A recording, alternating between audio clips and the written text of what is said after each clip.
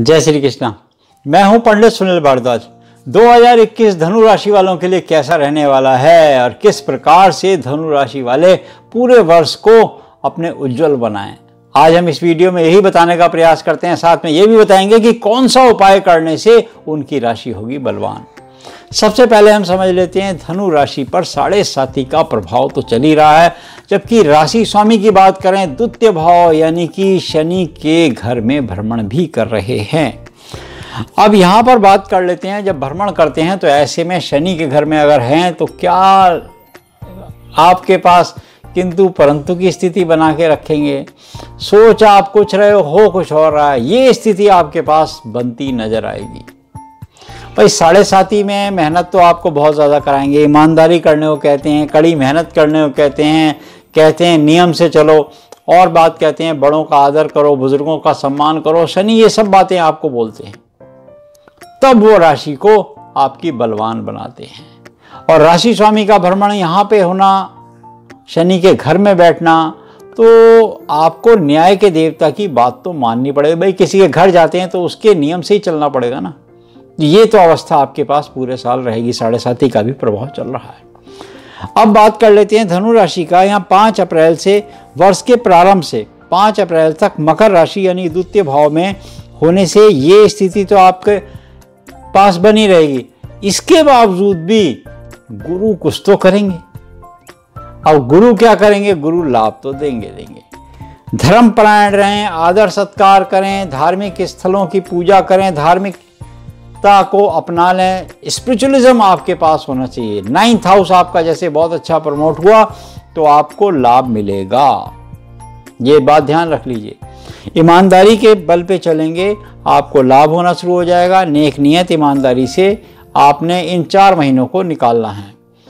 वहीं बात कर लेते हैं इसके बाद जून में, तो बात करेंगे 22 जून से मंगल, और उसके बाद 15 जून की बात कर लेते हैं। तो 15 जून से 15 जुलाई तक सूर्य की दृष्टि होने से यहाँ से आपको 2 बात हो सकती हैं। एक तो आपका कॉन्फिडेंस लेवल बहुत हाई होगा। सूर्य आपको आपके कामों में जो रुकावट है वो पूरी कर देगा, क्योंकि कहीं ना कहीं आपके कामों में किसी भी तरीके की रुकावट आ रही थी। आपकी जॉब को लेकर, प्रॉपर्टी को लेकर, कारोबार को लेकर, बिजनेस को लेकर, पार्टनरशिप को लेकर, कोई एजुकेशन को लेकर, कोई नई डील को लेकर, कोई हेल्थ को लेकर, आप कोई किसी बात से इशू आपका कहीं चल रहा था तो वो आपका सॉर्ट आउट होती समस्या नजर आएगी। सूर्य से आपको पॉजिटिव एनर्जी मिलनी शुरू हो जाएगी। इस पीरियड में सूर्य नारायण को जल अवश्य दीजिए, क्योंकि उनकी दृष्टि से यूवी रेज जैसे आपको और बॉडी को भी मिले तो आपकी एक तरह से हील भी होती रहेगी। नकारात्मक ऊर्जा आपसे फिर कोसों दूर चली जाएगी। ये पीरियड आपके पास हर चीज के लिए बहुत अच्छा रहने वाला है। बात कर लेते हैं 6 अप्रैल से 13 सितंबर तक की। तो गुरु जो है यहाँ पर राशि स्वामी गुरु तृतीय भाव में होने से अच्छा लाभ के तो आपके चांस बनेंगे ही बनेंगे। लाभ तो आपके पास बहुत आने वाला है।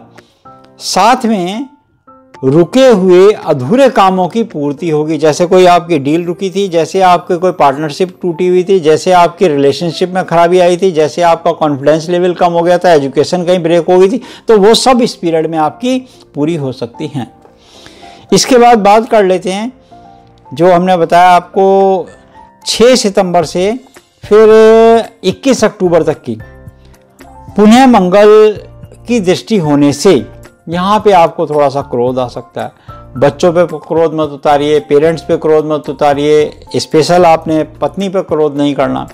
पत्नी पे क्रोध करेंगे तो आपका धन हानि के योग बनेंगे, ये बात ध्यान रख लीजिए। अर्धांगिनी को क्रोध नहीं करें। अगर ये स्त्रियों की कुंडली है तो उन पर भी लागू होती है, वो अपने पतियों पर क्रोध ना करें। ये पीरियड उनके लिए एक मिलनसारता का बना हुआ है, नहीं तो आपको धन हानि के योग बनेंगे।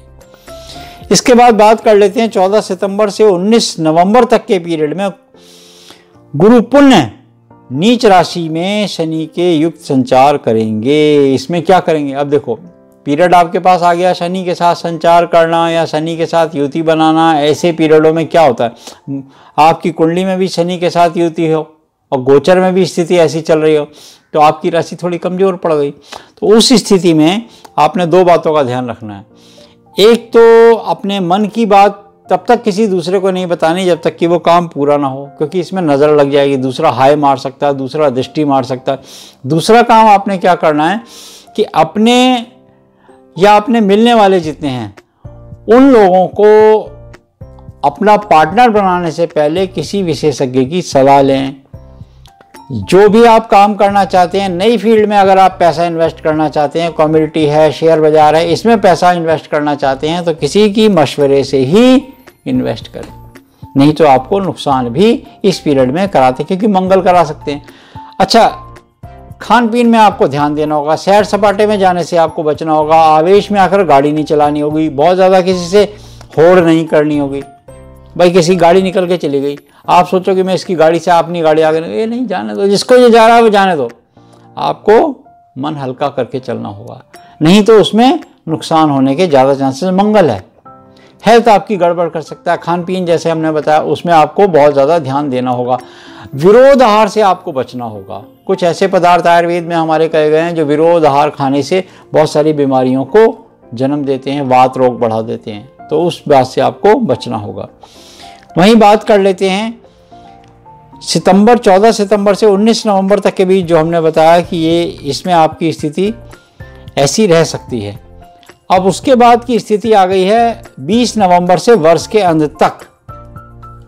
ये स्थिति आपके पास एक ना एक अच्छा काम करा जाएगी। घर में किसी नए मेहमान का आमंत्रण कर सकती है, विवाह के योग बना सकती है।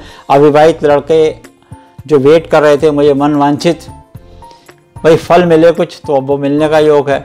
आपकी रिलेशनशिप बहुत अच्छी हो सकती है, कहीं से किसी को प्रस्ताव भी आ सकता है, कहीं आपका अफेयर विवाह में भी बन सकता है। तो ऐसे योग आपके पास पार्टनरशिप को लेकर बड़े अच्छे हैं। कहीं रिलेशन आपका ख़राब हो रहा तो वो रिलेशन बहुत अच्छा हो सकता है। किसी पार्टनर से आपकी एक अच्छी लेवल पे अंडरस्टैंडिंग बन सकती है, कहीं मन मिटाव है वो दूर हो सकता है। तो कुल मिलाकर देखें तो 20 नवंबर से वर्ष के आरंभ तक शुभ समय की घड़ी आपके पास आ सकती है। अब बात कर लेते हैं धनु राशि वाले वर्ष में ऐसा कौन सा उपाय करें जिससे उनकी कुंडली हो बलवान। एक तो विष्णु सहस्त्रनामा का जाप कीजिए, और एक गुरुवार के दिन आपने उपाय करना है, कम से कम 5 गुरुवार अवश्य कर लीजिए। एक पीला कपड़ा लीजिए या पीली धोती लीजिए, 250 ग्राम दाल चना लीजिए, 250 ग्राम गुड़ ले लीजिए, एक छोटी शहद की शीशी, 12 केले, 12 पीले फूल, ये एक पोटली बांधिए, पुजारी जी को खड़ाऊं के सहित भेंट दे दीजिए। 5 खड़ाऊं भेंट देनी है पूरे वर्ष में, और गुरुवार के दिन भेंट देनी होगी। जितने गुरुवार आए भेंट दे दीजिए, आपके मनोवांछित फल आपको मिलने प्रारंभ हो जाएंगे। बड़ा सरल उपाय है। विष्णु सहस्त्रनामा का जाप करना भी आपके लिए हितकारी रहेगा। अब शनि की 7.5 है, इसके लिए क्या करें भाई? एक तो उपाय हम आप लोगों को गुरु का बता दिया। शनिवार के दिन शमी के पौधे में दीपक जलाना शुरू कर दो। एक चुटकी काले तेल या काले उड़द उसमें डालो, सरसों के तेल का दीपक जलाओ, घर में शमी का पौधा ले आओ, पश्चिम की दिशा में उसे स्थापित कर दो। ये बड़ा सरल उपाय है, इस उपाय को कीजिए, आपकी बहुत सारी मनोकामनाओं की पूर्ति होगी।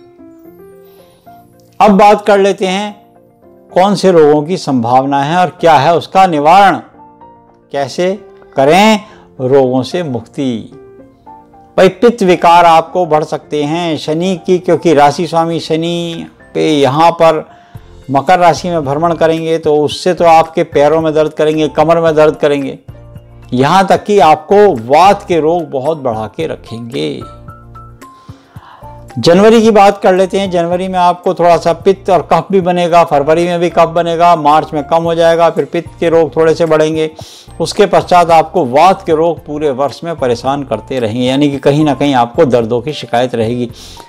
अरबी का सेवन, बादी वाले पदार्थ थोड़े कम खाएं, संध्या काल को भोजन कम संख्या में खाएं, मात्रा कम कर दें भोजन की, थोड़ी सी उतना खाएं, थोड़ी सी भूख छोड़ के खाएं, ताकि वो गैस ही ना बने, नहीं तो आपके घुटनों में कमर में रेफर करेगा ये दर्द। और जब ये दर्द होता है तो बहुत मुश्किल होती है, पीड़ा बहुत करेगा, बाई कहीं भी उतर सकती है, आपके दांतों में भी जा सकती है, कहीं पे भी जा सकती है, दंत रोग के पास, चिकित्सक के पास जाना पड़ सकता है इस रोग के निवारण के लिए। तो इसी बात से आपको बचना होगा। विरोध आहार से बचें, बादी वाले पदार्थ खाने से आपको बचना होगा।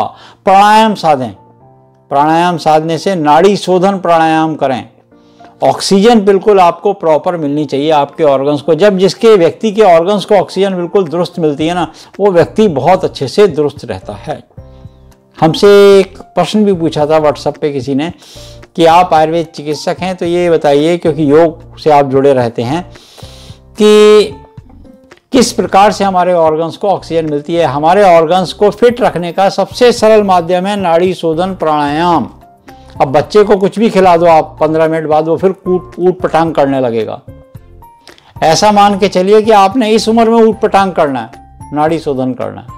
इधर से सांस लो, उधर से छोड़ो, उधर से नाड़ी शोधन करते रहो, कपालभाति करो, भस्त्रिका करो। इसके करने से आपके वात रोग कम होंगे, पित्त रोग कम होंगे और कफ रोगों की संभावना बिल्कुल खत्म हो जाएगी। और आजकल वैसे भी कोरोना का दौर चल रहा है, तो कफ रोग तो होने ही नहीं चाहिए, क्योंकि यहीं से तो वायरस अंदर जा सकता है। तो ये था धनु राशि वालों के लिए पूरे वर्ष का हाल। अगर आपकी कोई समस्या है तो हमारा दिए गए व्हाट्सएप नंबर पे हमें व्हाट्सएप कर सकते हैं। अगर आपको कुछ हमसे जानकारी प्राप्त करनी है तो बिल्कुल जाकर कमेंट सेक्शन में लिख दीजिए। वीडियो को लाइक कीजिए, शेयर कीजिए, साथ में सब्सक्राइब भी कर दीजिए। जय श्री कृष्ण।